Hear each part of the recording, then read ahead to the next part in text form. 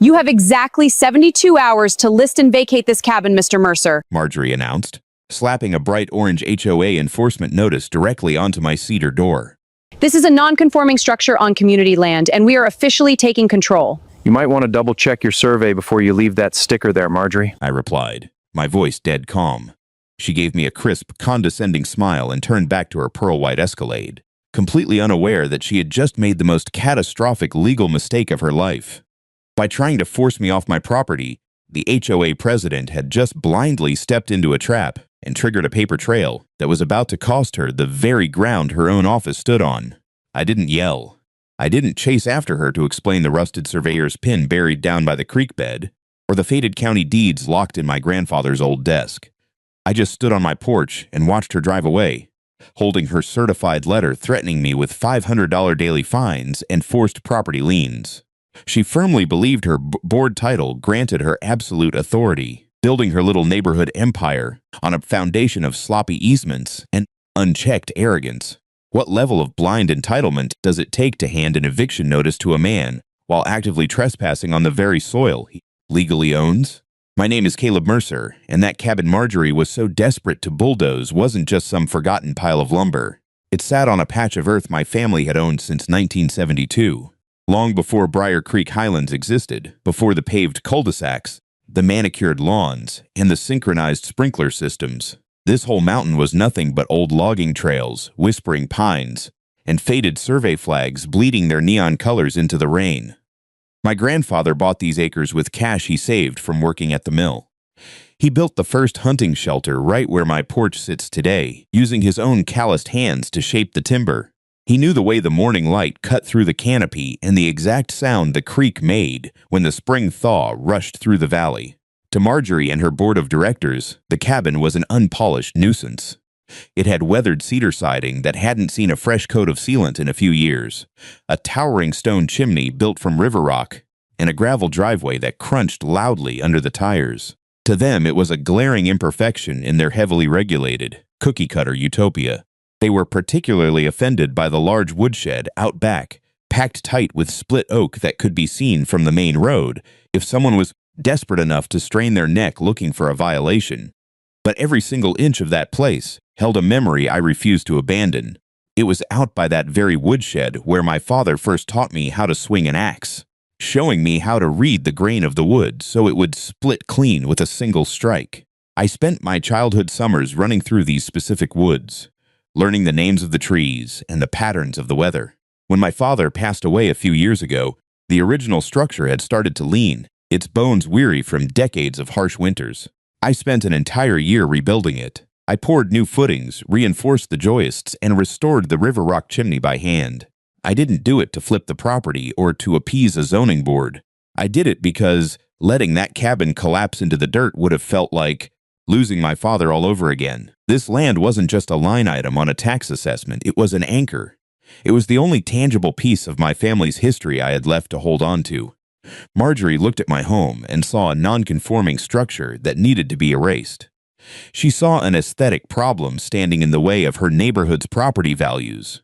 She thought she was picking a fight over architectural standards with a stubborn homeowner who just didn't want to conform. She didn't understand that she was demanding I surrender my family's legacy. And you don't just walk away from the ground that raised you because someone in a pressed blazer hands you a printed piece of paper. I've never been the type of man to scream across a property line. If someone feels the frantic need to shout in order to prove they own something, it usually means they know they don't. My grandfather always taught me that a man's volume is inversely proportional to his actual leverage. If you possess the undeniable facts, you don't ever need to raise your voice. You just need to know exactly where the original surveyor drove the iron stake deep into the mud. When Marjorie forcefully plastered that fluorescent orange enforcement sticker onto my weathered cedar door, my immediate instinct wasn't to tear it off, march down to their pristine, stone-facade HOA office, and throw a public tantrum in front of her perfectly aligned board of directors. That is exactly what she wanted.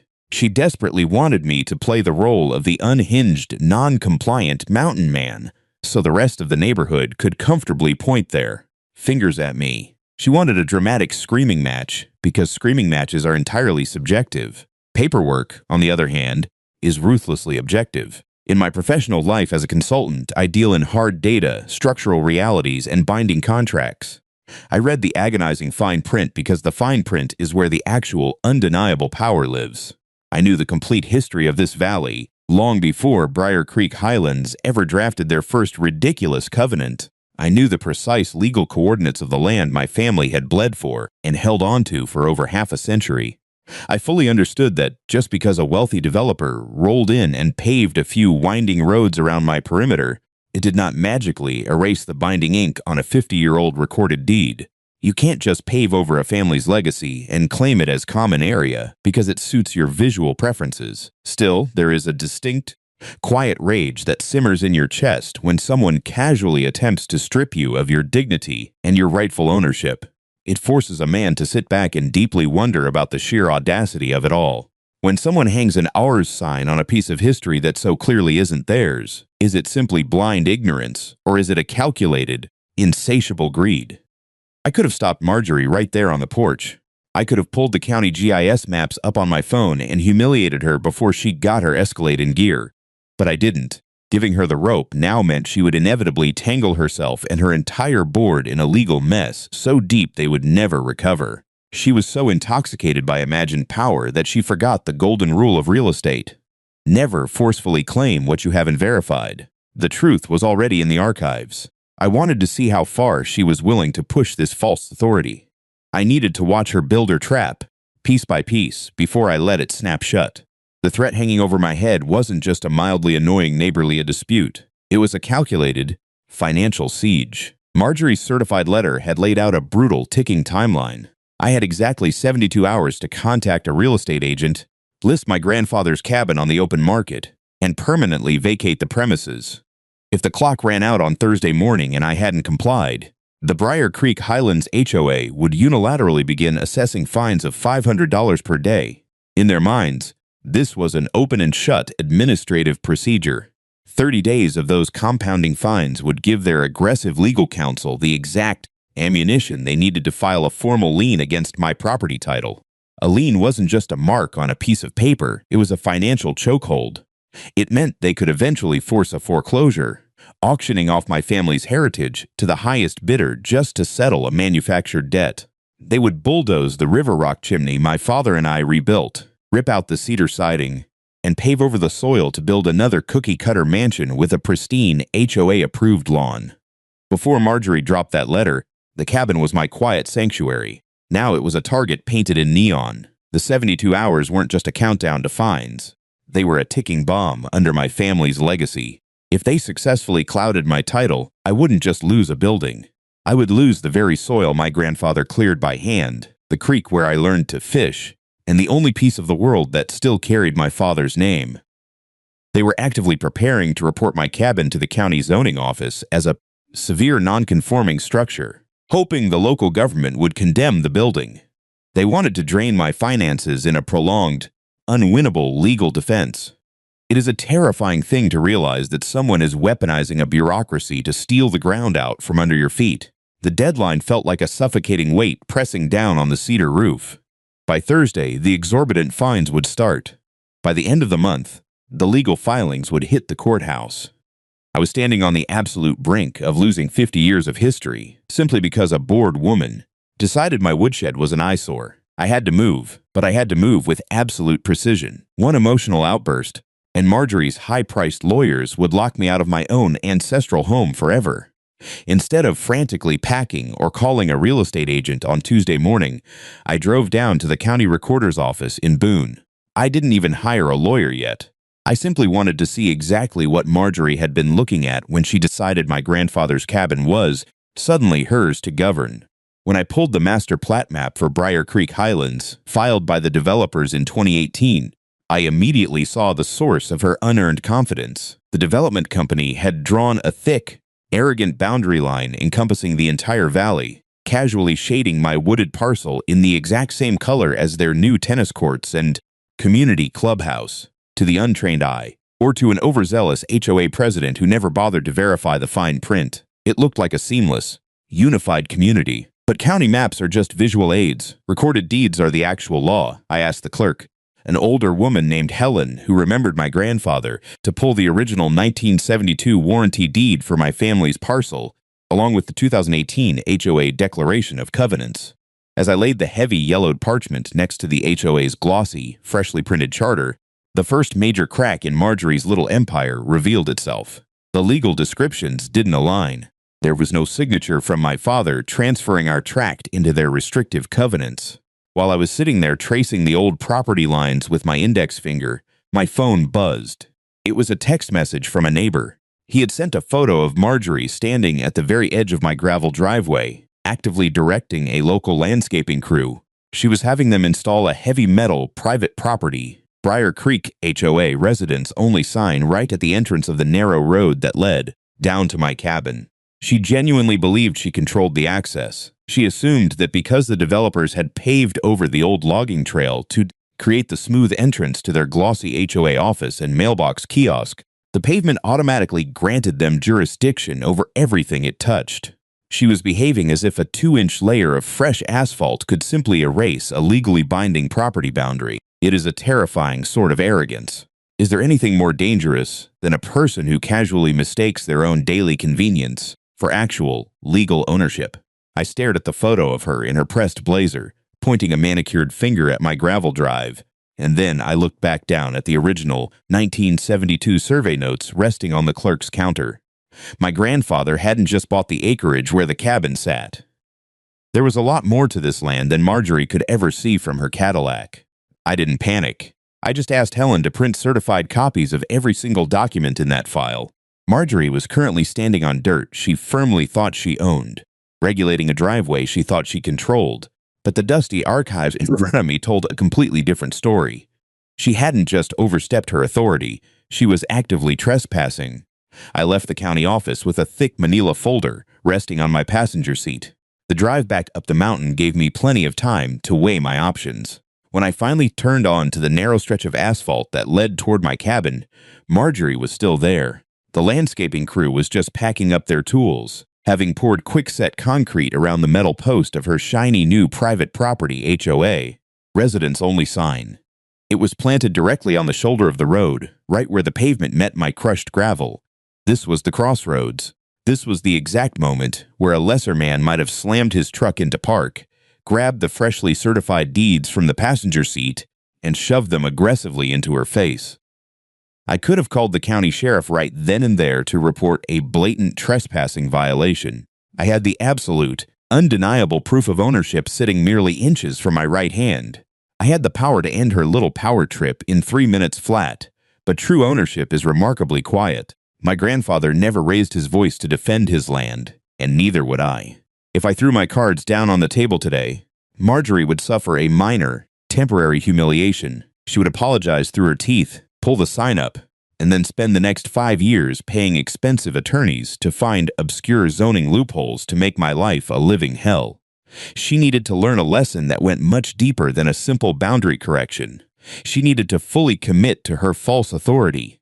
I had to let her leave a permanent, undeniable paper trail of her own illegal enforcement actions. A piece of paper might yellow and fade over the decades, but does the fundamental right of legal ownership simply vanish into thin air just because someone with an inflated title decides to forcefully claim it?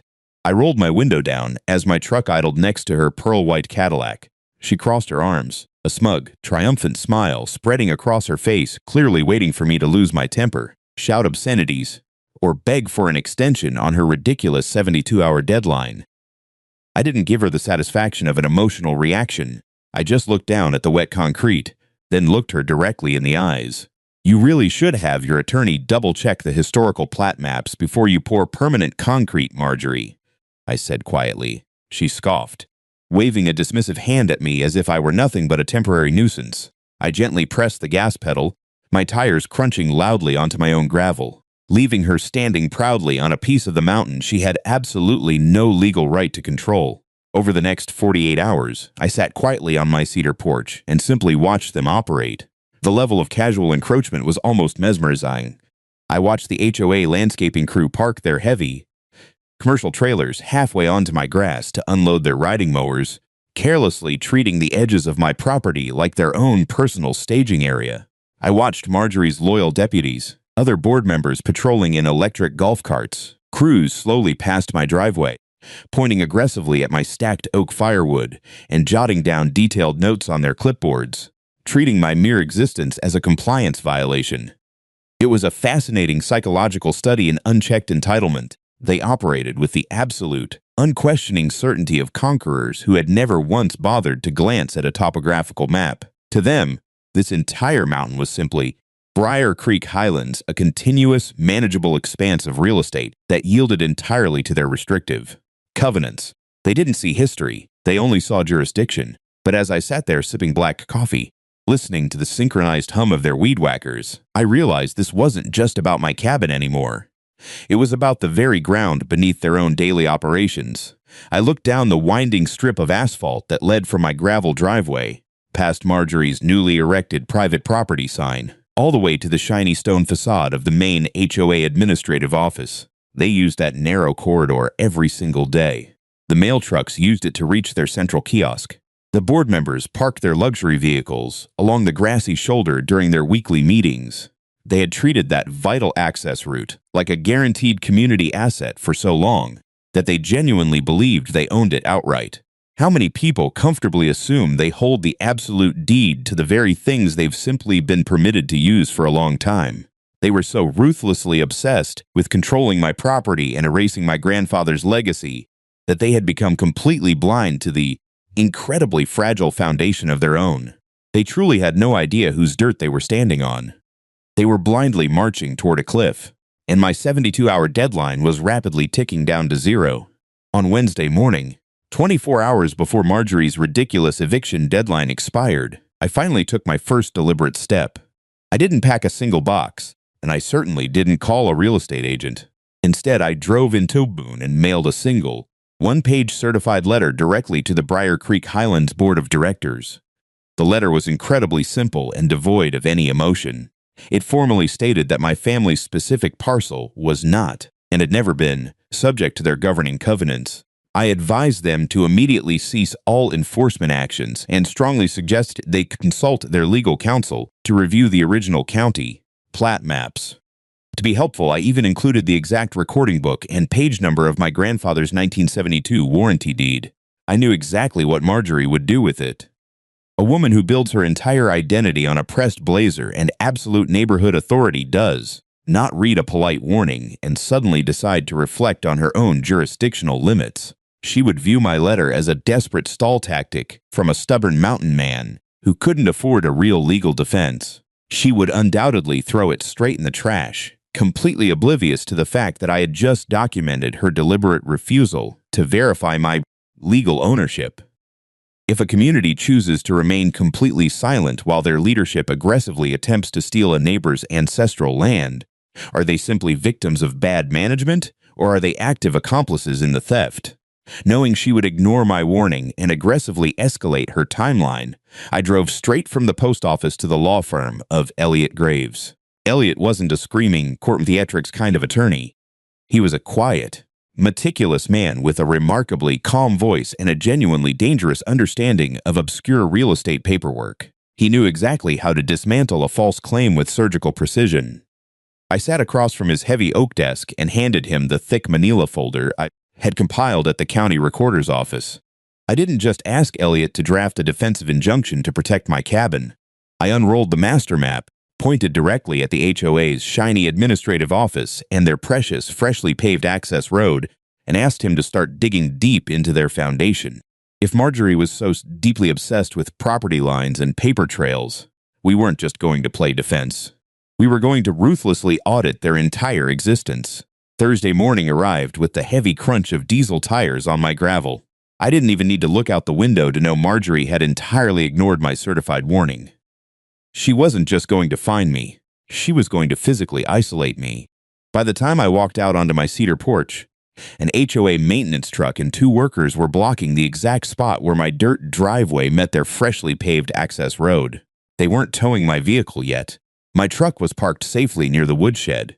Instead, under Marjorie's direct, overbearing supervision, the workers were driving thick steel stakes into the soil on either side of my entrance.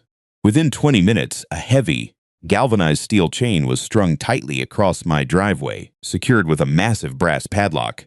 A bright orange placard hung directly from the center of the chain. Access restricted by Briar Creek HOA non-compliant property.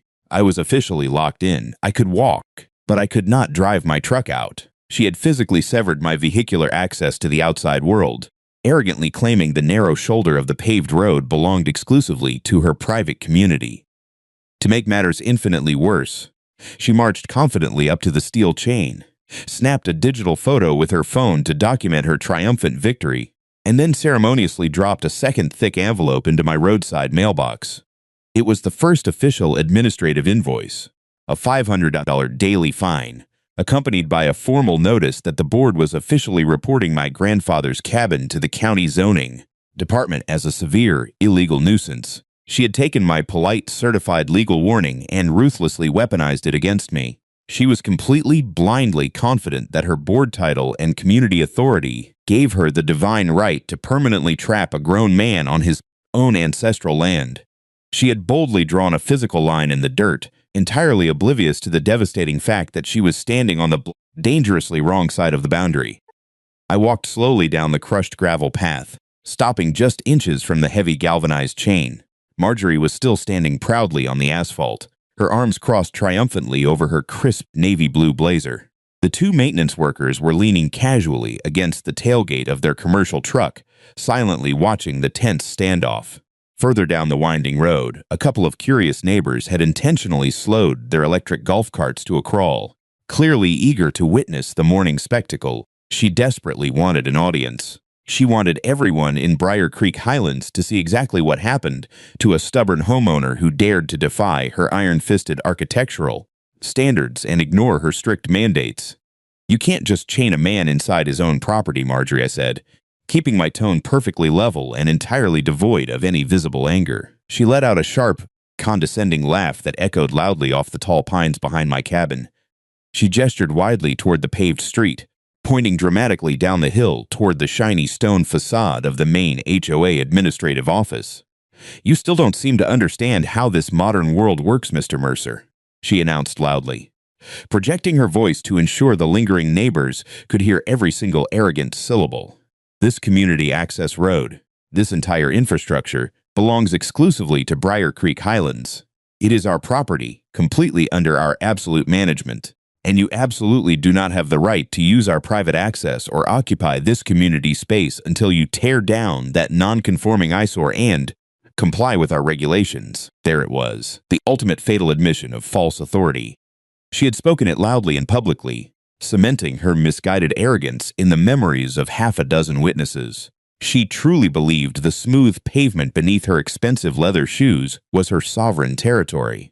She had absolutely no idea she was actively standing on dangerously fragile, legally borrowed ground. What is more deeply terrifying, the prospect of losing your family's hard-earned property, or silently watching a stranger comfortably behave as if they always possessed the absolute, undeniable right to control it? I didn't argue with her. I didn't raise my voice to correct her glaring historical errors. I simply nodded, pulled my phone from my pocket, and calmly recorded a continuous, high-definition video of the locked brass padlock, her triumphant smirk, and the official HOA truck illegally blocking my exit. I needed her public hubris meticulously documented before my attorney pulled the pin on the legal grenade. By Friday afternoon, Marjorie decided that a simple padlock wasn't quite enough to break my spirit, so she brought the full, crushing weight of the local system directly to my property line. I was sitting quietly on the porch, nursing a cold cup of coffee, when a heavy parade of vehicles pulled up to the galvanized chain. It wasn't just the pearl-white Escalade this time.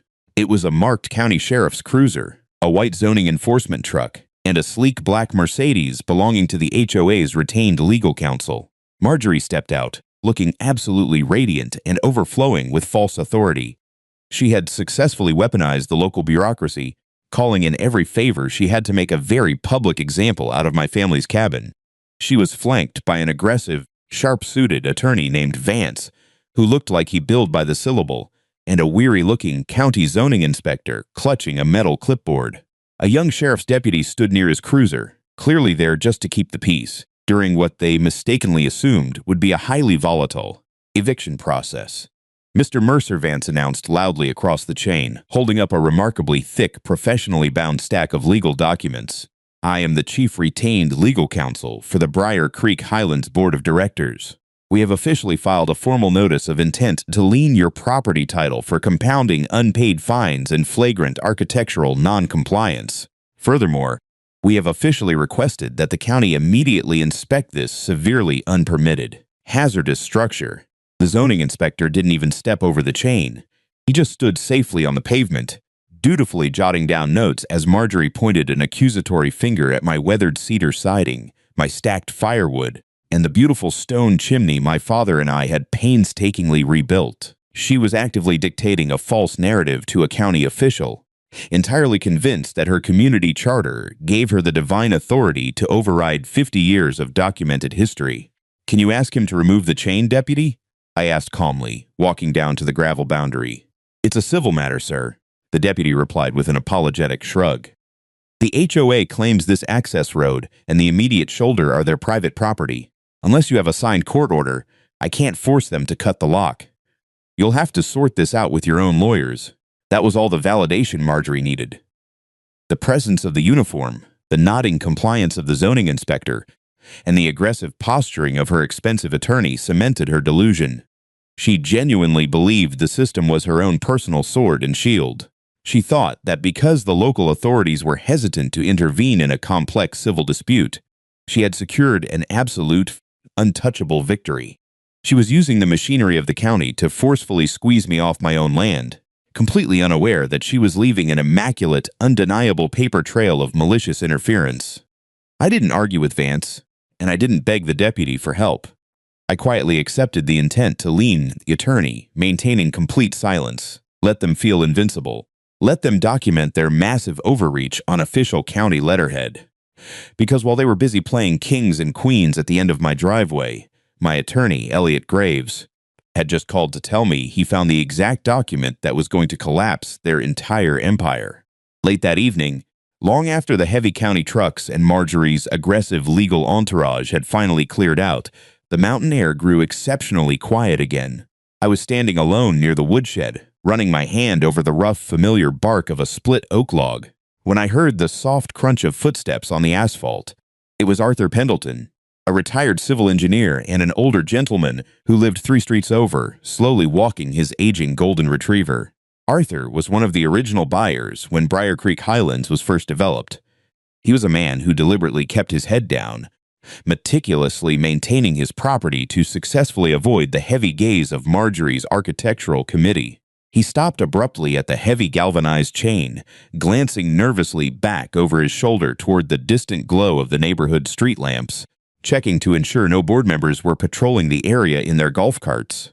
"Caleb," he said softly, his voice barely rising above the steady rush of the creek water.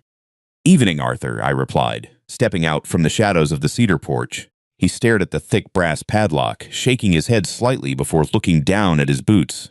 "I told them, back in 2018, when the corporate developer formally handed over the community management to the new board of directors. I actually looked at those preliminary topographical plat maps. I specifically saw the old boundary lines for that main administrative access road. I didn't push him. I just stood silently on my gravel and waited. Marjorie desperately wanted to rush the paving project," Arthur continued, his tone laced with a heavy, palpable regret. "She wanted that grand stone entrance and a perfectly smooth drive leading right up to the new HOA office. I explicitly told her the recorded easement on that narrow strip of asphalt looked incredibly strange. It didn't actually belong to the developer. It belonged to an elderly widow who had inherited the acreage years ago, a parcel that never officially got folded into our community charter. It was just a temporary residential access agreement, completely outdated." He nervously tightened his grip on the leather leash. But Marjorie absolutely didn't want to hear it. She insisted that once the expensive asphalt was poured, nobody would ever dare to question it. It was just easier for everyone on the board to look the other way and blindly pretend the legal paperwork was perfectly clean. Arthur gave me a sad, deeply apologetic nod before quietly continuing his walk into the dark shadows of the pines. He had known the catastrophic, fatal flaw in their little neighborhood empire for years, but was too utterly terrified of the board's vicious retaliation to speak up. It is a sobering, bitter realization. How many massive, glaring truths are permanently buried in plain sight, simply because an entire community collectively decides it is far more comfortable to stay completely silent than to challenge a loud, arrogant lie. The weekend dragged on under the heavy, oppressive shadow of Marjorie's galvanized chain. By Monday morning, the 72-hour grace period was a distant memory, and the compounding fines had aggressively ballooned to over $2,000. But Marjorie wasn't satisfied with just bleeding me financially. She wanted a public, theatrical execution. She formally posted a bright yellow notice of demolition hearing directly on my mailbox. The Briar Creek Highlands Board of Directors had scheduled an emergency, mandatory community meeting for Tuesday morning at 8:00 a.m. in the main administrative office. The agenda was ruthlessly clear. They were going to hold a formal vote to officially record the lien against my title, authorize a commercial towing company to forcefully drag my truck out of the driveway, and hire a demolition crew to dismantle the cedar woodshed as the first step of my forced eviction. I watched from the porch as a third-party contractor in a high-vis vest actually walked down the paved road, stood right at the chain, and used a laser device to measure the exact dimensions of my grandfather's cabin. He was actively drafting the blueprints for its destruction. Marjorie was standing a few feet away, sipping coffee from a ceramic travel mug, chatting casually with the contractor as if she were simply remodeling a kitchen. She was practically vibrating with the thrill of impending victory. Tomorrow morning, she would stand at the podium in her pristine, climate-controlled office, bang her little wooden gavel, and legally erase my family's history from the mountain. When someone casually erects a barrier in front of your family's ancestral home and officially labels you the hostile trespasser, what is actually more terrifying, the sheer, boundless audacity of their greed or the absolute, unquestioning complicity of the entire community standing by and watching it happen? My phone buzzed in my pocket, pulling me away from the infuriating sight of the contractor's green laser sight dancing across my weathered cedar siding. It was Elliot Graves. "The timeline is accelerating rapidly," I said quietly, keeping my eyes firmly locked on Marjorie's triumphant smile. "She's calling a mandatory board vote tomorrow morning to authorize the demolition crew and the heavy tow trucks." "Let her call the vote," Elliot replied, his voice maintaining that unnerving surgical calmness. "I'd just received the certified courier package from the county archives, and I spoke directly with the widow's estate attorney in Raleigh. We have every single signature. The trap is completely loaded, Caleb. If they want to vote on property rights tomorrow morning, we are going to give them a masterclass in legal ownership. The absolute deadline to save my family's cabin was now less than 24 hours away, and the heavy demolition machinery was already circling my perimeter like hungry vultures." Marjorie thought she had securely locked me inside a cage of inescapable debt and local bureaucracy. She was entirely unaware that the foundation of her own fortress was about to completely cave in. Elliot Graves didn't just find a minor clerical error in the Briar Creek Highlands paperwork. He unearthed a catastrophic structural failure in their entire claim to power. When we sat down in his Boone office late Monday afternoon, the heavy oak desk was covered in faded topographical maps, original trust records, and a stack of recently notarized transfer deeds. He didn't begin by discussing my cabin's property line. Instead, he placed a single yellow document directly in the center of the table. "Arthur Pendleton was exactly right," Elliot said quietly, tapping his pen against a 1998 county surveyor's map. "The development company that built Briar Creek successfully purchased almost the entire valley, but they never managed to secure the title for the main access corridor leading directly into their current administrative parcel. That critical stretch of land originally belonged to the Bellamy family." He slid a certified copy of a decades-old access agreement across the desk. It was an expired, highly restrictive easement granted by an elderly widow named Ruth Bellamy. The document was explicitly clear. It allowed for reasonable residential passage only. It strictly prohibited any commercial use, administrative parking, or high-volume community traffic.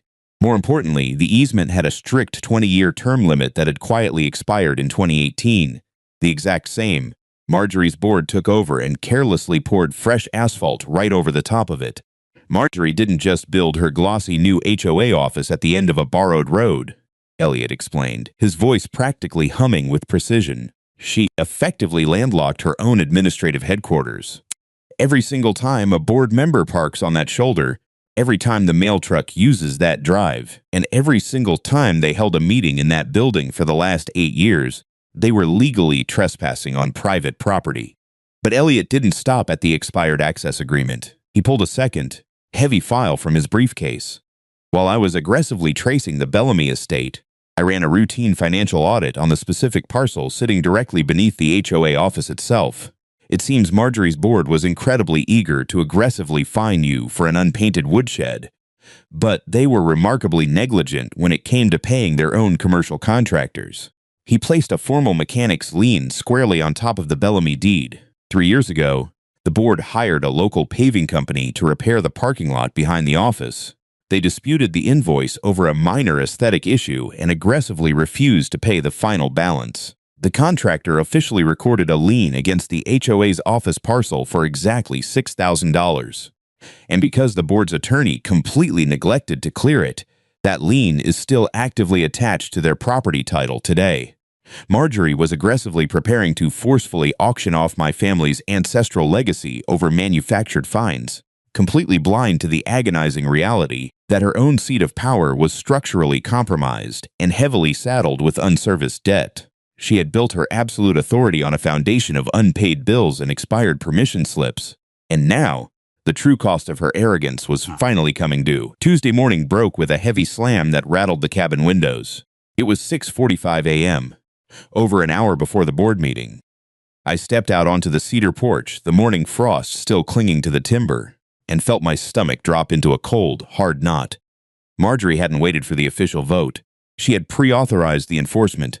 A commercial flatbed tow truck with flashing amber lights was aggressively backing over my property line. To get the angle, the driver completely ran over the heavy steel stakes Marjorie's crew had planted yesterday, crushing my grandfather's stone edging into the mud. The truck's massive dual tires tore deep trenches into the crushed gravel driveway my father and I had leveled by hand. Decades of hard-packed earth were churned up in seconds. Marjorie stood safely on the smooth asphalt of the access road, a steaming cup of coffee in her hand, watching with a look of absolute predatory satisfaction. Vance, her attorney, stood beside her holding a clipboard.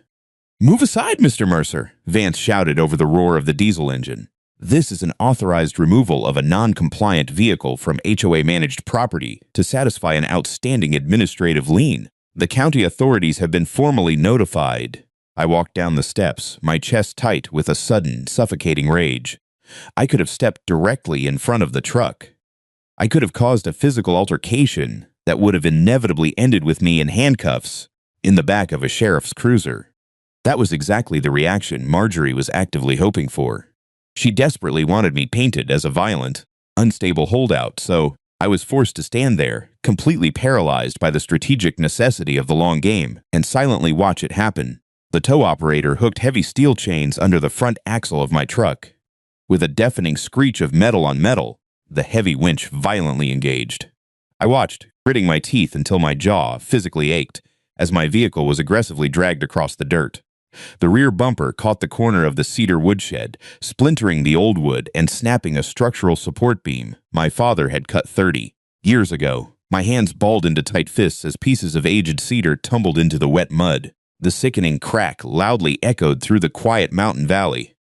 They weren't just towing my truck to satisfy a fine. They were actively breaking the structural bones of my family's history, piece by piece, under the protective, legalized guise of architectural community guidelines. Is there any feeling more profoundly helpless than being forced to stand in absolute silence, while a group of arrogant strangers legally dismantle your life's work, knowing that a single emotional outburst will cost you the entire war? As the commercial tow truck finally lurched forward, hauling my vehicle away and leaving behind a deeply scarred, ruined driveway, Marjorie gave me a slow, victorious wave. She firmly believed she had just permanently broken my spirit. She genuinely thought the devastating sight of my splintered woodshed and the empty space on my gravel would force me to officially surrender before the 8 a.m. meeting even started. It was a brutal, agonizing defeat, a devastating physical blow that deeply rattled the very foundation of my patience. But as I turned my back to her and walked inside to grab Elliot's folder, I knew her triumphant victory was nothing more than a spectacular, temporary illusion. I stood alone in the freezing morning air, staring at the jagged, exposed splinter of the cedar support beam. The heavy scent of freshly broken wood mixed with the damp, familiar smell of the mountain soil, a scent that instantly pulled me 30 years deep into the past. I slowly knelt down in the ruined gravel and picked up the piece of broken timber. My father's initials, roughly carved with a dull pocket knife during a weekend hunting trip when I was barely 10 years old, were still visible on the frayed edge. To Marjorie and her aggressive board of directors, this woodshed was nothing more than an ugly, non-compliant wooden box that negatively impacted the pristine curb appeal of their luxury development. But to me, this cabin and every single inch of dirt surrounding it was a living, breathing monument. When my father unexpectedly passed away, the resulting grief was a heavy, suffocating weight that threatened to break me. I didn't find my closure in a quiet therapist's office or sitting in a crowded church. I found it right here, with a heavy hammer in my hand, painstakingly rebuilding the river rock chimney and meticulously replacing the rotting floorboards. Every single nail I drove into this place was a desperate, loving act of preserving his memory. This mountain land was the only place left on Earth where I could still clearly hear his voice instructing me on how to read the approaching weather or perfectly split an oak log.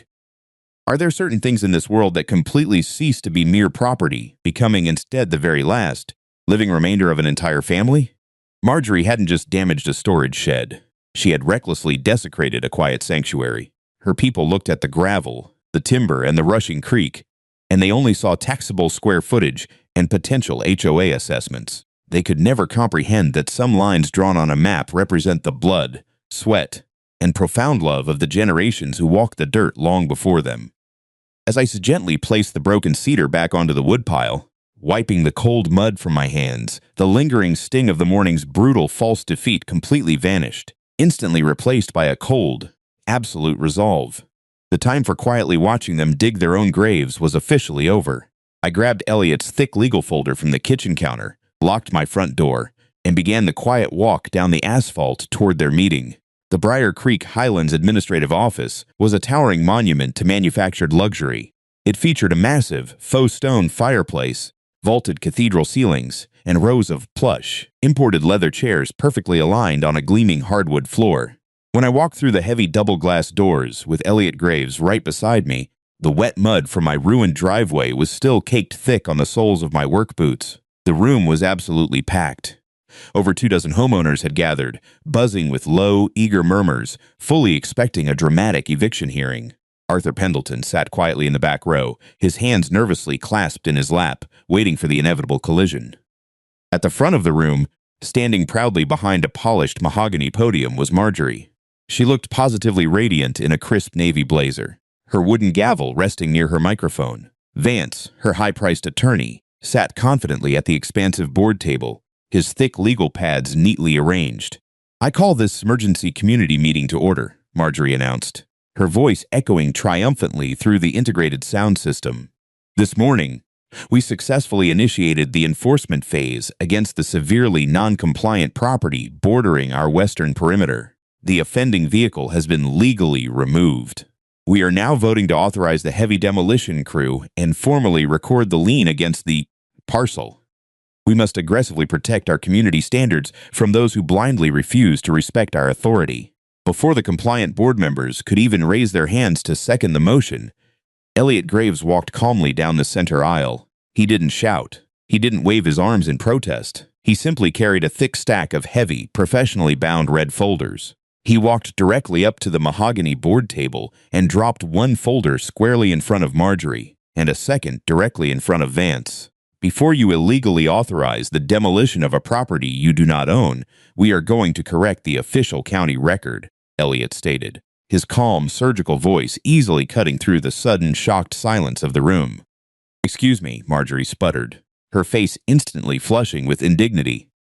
"You are interrupting an official proceeding. We have absolute jurisdiction." "Open the folder, Vance," Elliot interrupted softly, not even bothering to look at her.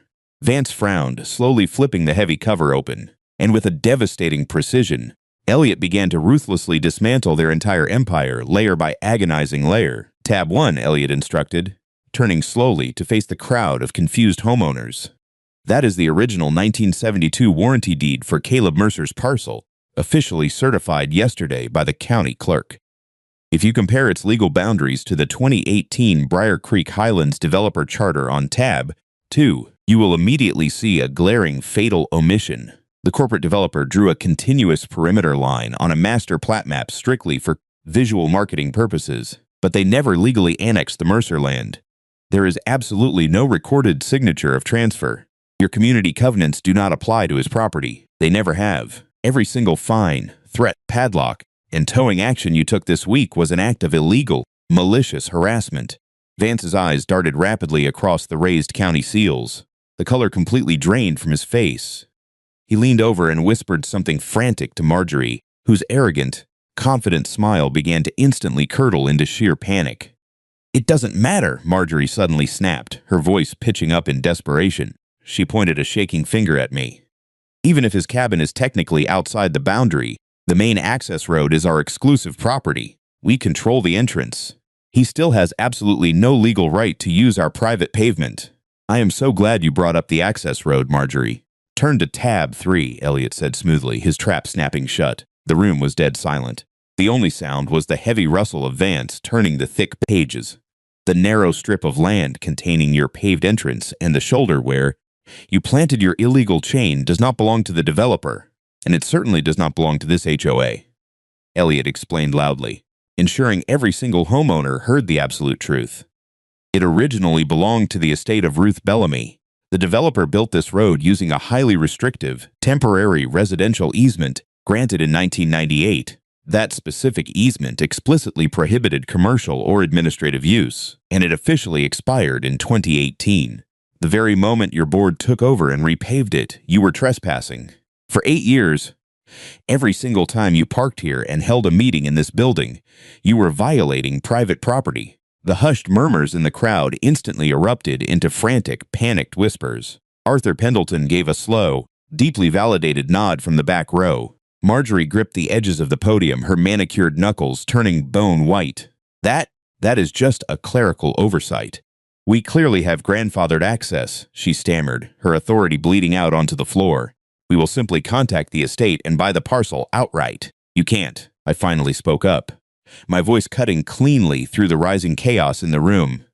I walked slowly up to the podium, looking directly into Marjorie's terrified eyes. "Why not?" she demanded, her voice cracking under the crushing weight of the reveal. "Because the Bellamy estate sold it yesterday," Elliot answered for me. "Turn to tab 4. The recorded transfer deed for the entire road parcel, completely executed, notarized, and formally filed with the county."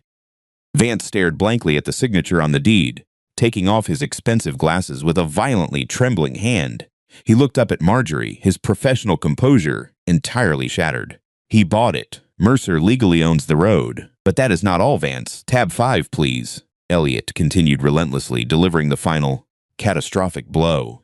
"While aggressively auditing your parcel, we discovered that this very board blatantly failed to pay the commercial paving contractor 3 years ago. There is an active, unresolved $6,000 mechanics lien officially attached to the title of the land sitting directly beneath this very administrative building." Elliot pulled a final, single piece of paper from his briefcase and placed it directly on top of Marjorie's wooden gavel.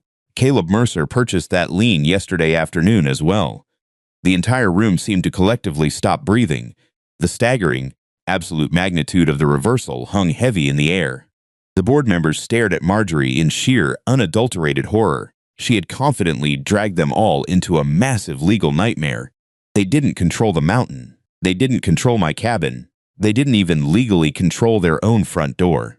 Marjorie stood completely frozen, her mouth slightly open, staring down at the certified county documents, conclusively proving she possessed absolutely nothing. She had brought tow trucks, heavy steel chains, and county officials to aggressively force me off my family's land, entirely convinced she was the untouchable queen of the valley. She had ruthlessly pushed me into a corner, assuming I had no paper, no leverage, and no power to fight back. I leaned forward, resting my calloused hands on the edge of the mahogany podium, deliberately invading the very space she mistakenly thought she owned.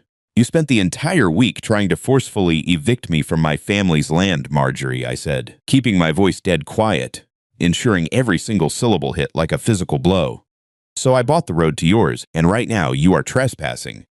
By Christmas, the entire landscape of Briar Creek Highlands had fundamentally changed, facing a massive, unwinnable civil lawsuit and the terrifying reality of losing their own administrative building to foreclosure. The HOA board panicked and signed a comprehensive settlement agreement drafted by Elliot Graves.